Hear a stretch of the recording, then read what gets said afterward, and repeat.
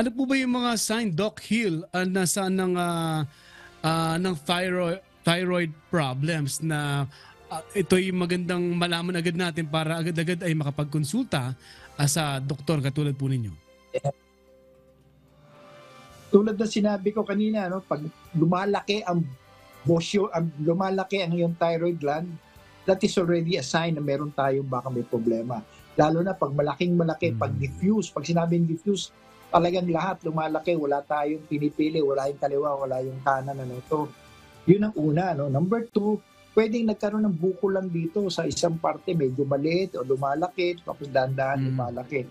So yun ang isang sintomas na pwedeng nating dapat simple lang naman yan, using your two hands, pasok lagay mo dito, tapos palulungin mo sila, no?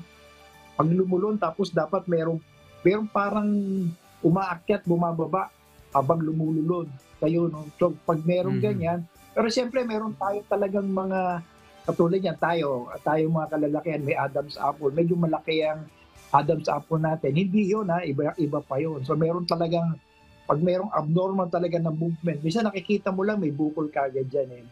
So yun ang pinaka-common na pwede nating masabi na meron tayong problema.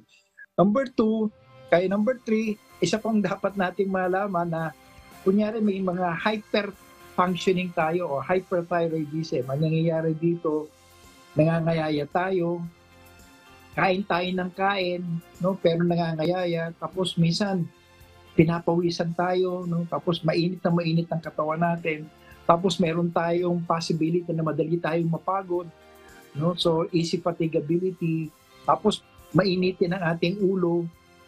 So ibig sabihin, tapos ang possibility nito ay meron tayong hyper-functioning thyroid, kaya meron tayong hyperthyroidism, no?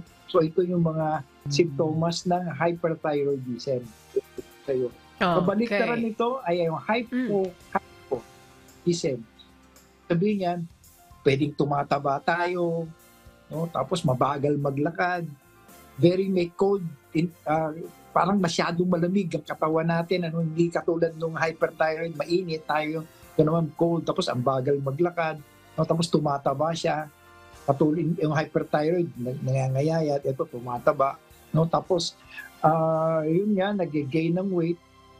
So, ito ang mga possibility. Tapos at the same time, not necessarily may bukol, pero pwedeng makikita natin to sa mga examinations, yung examination ng thyroid function test. Kumukuha lang sila ng dugo, tapos dinedetermine yung amount of thyroid hormone sa katawan natin.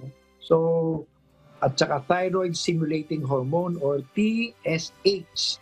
Importante malaman niyo, kasi pagka pumunta kayo sa doktor, ito yung binibigay, ang nire-request natin, yung T3, T4, usually pre-T3, T4, at saka sa TSH. No? So sa TSH, para malaman natin kung may problema ba tayo, kung hyperfunctioning ba o hypo ang ating